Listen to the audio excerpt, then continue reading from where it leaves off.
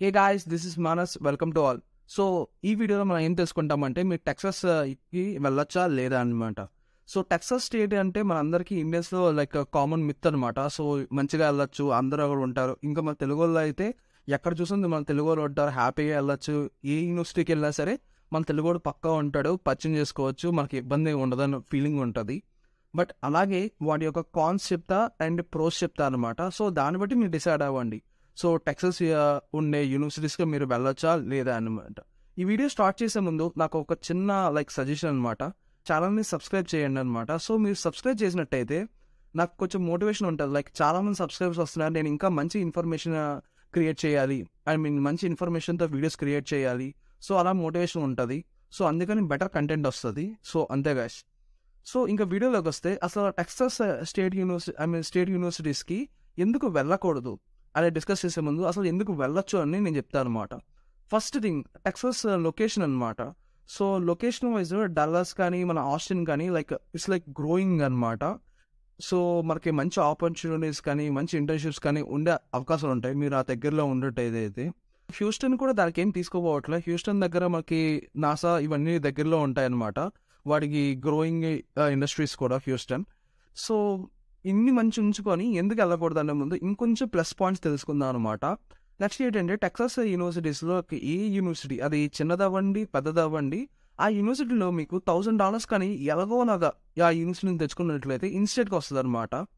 So ఇన్స్టేట్ scholarship ఏంటి అంటే నేను ఐ బటన్లో ఇస్తాను, మీరు అక్కడ చూడొచ్చు. ఐ బటన్లో ఇన్స్టేట్కి మామూలుగా వేరే వేరే అవుట్ స్టేట్కి ఎంత తేడా ఉంటుంది, 50-60% తేడా ఉంటుంది అనమాట. సో అంత బెనిఫిట్ ఉంది. క్లైమేట్ అనమాట. సో క్లైమేట్ ఎలా ఉంటుంది అంటే మనం ఉన్న క్లైమేట్ లాగా ఉంటుంది. మరి హెవీ ఎండలు ఉండవు, అలాగని హెవీ స్నో కూడా ఉండదు. సో మంచి క్లైమేట్ ఉంటుంది. సో ఫోర్త్ ఏంటంటే కమ్యూనిటీ అనమాట. ఇండియన్ కమ్యూనిటీ చాలా బాగుంటుంది. అందులో మన తెలుగు వాళ్ళ కమ్యూనిటీ అయితే మంచి గట్టిగా ఎక్కడ చూసినా మన తెలుగు వాళ్ళు కనిపిస్తారు అనమాట. సో నువ్వు అనొచ్చు, బ్రో ఇన్ని పాజిటివ్ పాయింట్స్ చెప్తున్నావు, మనం ఎక్కడికి వెళ్ళినా సరే ఇవే చూస్తాం కదా పాజిటివ్ పాయింట్స్, మరి ఎందుకు వెళ్ళకూడదు అని అంటున్నావు కదా. సో ఏంటి రీజన్ అంటే ఇప్పుడు నెగిటివ్ పాయింట్లో వద్దాం అనమాట. సో ఇన్ని పాజిటివ్ పాయింట్లు మీకు చెప్పాను కదా. సో ఇందులో నాకు తెలిసి నేను చెప్పిన 4 పాయింట్లో మినిమం 3 మీకు తెలిసే ఉంటాయి అనమాట. తక్కువలో తక్కువ 2 తెలిసే ఉంటాయి. సో ఈ రెండు పాయింట్లు దాదాపు అందరికీ తెలుస్తాయి అనమాట. సో అప్పుడు ఏం చేస్తారు, అందరూ ఆ టెక్సాస్కి వెళ్ళడానికి ట్రై చేస్తారు మ్యాక్సిమం.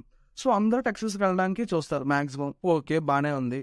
సో మాకు వచ్చిన లాస్ ఏంటి బ్రో అందరూ టెక్సాస్కి వెళ్తే అంటే, ఇప్పుడు మన ఇండియన్స్ చాలామంది వెళ్తారు, అందులో మన తెలుగు వాళ్ళు చాలామంది వెళ్తారు. మనకి ఎలా ఉంటుందంటే పేరెంట్స్ నుంచి డబ్బులు తీసుకోకుండా మనం ఓన్గా మనం చదువుకోవాలి, ఆ అప్పు మనం తీర్చుకోవాలి, మనం ఓన్గా మనం సెటిల్ అవ్వాలని చాలామంది ఉంటారు అనమాట. అలాంటి వాళ్ళు ఏం చేస్తారు, మ్యాక్సిమం పార్ట్ టైం జాబ్స్ చేసి ఉంటారనమాట. ఎవరికో చాలా రేర్గా పేరెంట్స్ స్పాన్సర్ ఉంటుంది. మనం ఎలా ఉంటామంటే పార్ట్ టైం జాబ్స్ ఏం తెచ్చుకుందాం. సో తెచ్చుకున్న తర్వాత వెళ్ళి వెతుక్కొని మంచిగా సెటిల్ అయ్యి ఆ జాబ్స్ చేసుకుంటూ మరీ ట్యూషన్ ఫీజు కట్టకపోయినా సరే లివింగ్ ఫీజు అన్నట్టుగా చూసుకుందామని ఉంటామన్నమాట. రష్యా పీరియడ్లో సో మీరు వెళ్ళినట్టయితే అందరూ అలాగే ఉంటారు. సో కాంపిటీషన్ ఆబ్వియస్లీ ఇంక్రీజ్ అవుద్ది. అందరూ అక్కడ వచ్చే వాళ్ళందరూ పార్ట్ టైం జాబ్స్ చేద్దామని వస్తారు. కొంచెం పేరెంట్స్ స్పాన్సర్ ఉన్నారు కదా, మనం ఏదో కొంచెం చదువుకొని అసైన్మెంట్లు అయిపోయిన తర్వాత కాలేజ్ లైఫ్ చిల్ అవుదాం అని వాళ్ళకంట పార్ట్ టైం జాబ్స్ చేద్దాం, లివింగ్ మనం ఖర్చులు మనం తెచ్చుకుందాం అని ఉంటుంది. సో ఇది అంతా ఒక ఎత్తు అయితే, నెక్స్ట్ జాబ్స్ అనేవి చాలామంది అపోహ ఏంటంటే ఈ 20 hours మీకు అంటే పక్కా ఇచ్చేస్తారని ఉంటుంది. సో అలా ఉండదన్నమాట.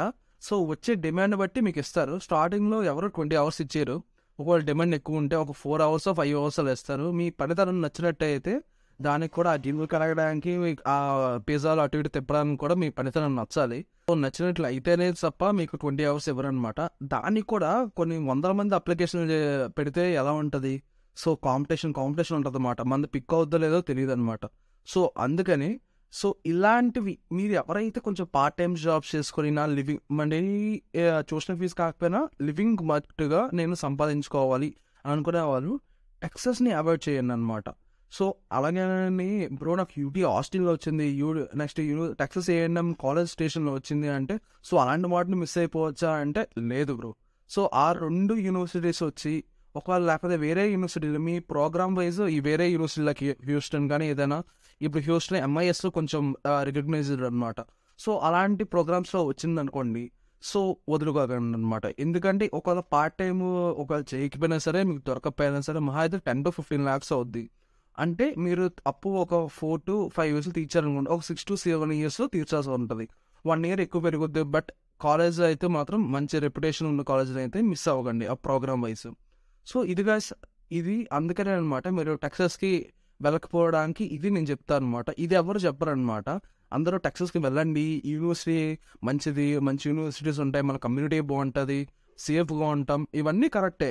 బట్ ఆ వాటర్ అందరూ వెళ్ళినట్టయితే ఓవర్ పాపులేషన్ అయినా సరే, ఈ రెసిషన్ ఉన్నా లేకపోయినా సరే మీరు ఫేస్ చేసే ఇష్యూస్ అని మాత్రం ఇవే అనమాట.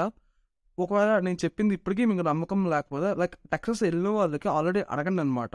సో వాళ్ళు చెప్తారనమాట. ఆబ్వియస్లీ మా ఫ్రెండ్స్ చాలామంది వెళ్ళారు, వాళ్ళు అక్కడ కాలేజ్లో అసిస్టెంట్షిప్స్ కానీ ఒకవేళ బయట పార్ట్ టైం జాబ్లు గిన్నెలు కడగడానికి పిజ్జాలు అటు ఇటు తిప్పడానికి కూడా చాలా కాంపిటీషన్ ఫేస్ చేస్తున్నారు అనమాట. సో అందుకని టెక్సస్ని అవాయిడ్ చేయండి అనమాట. Thank you guys.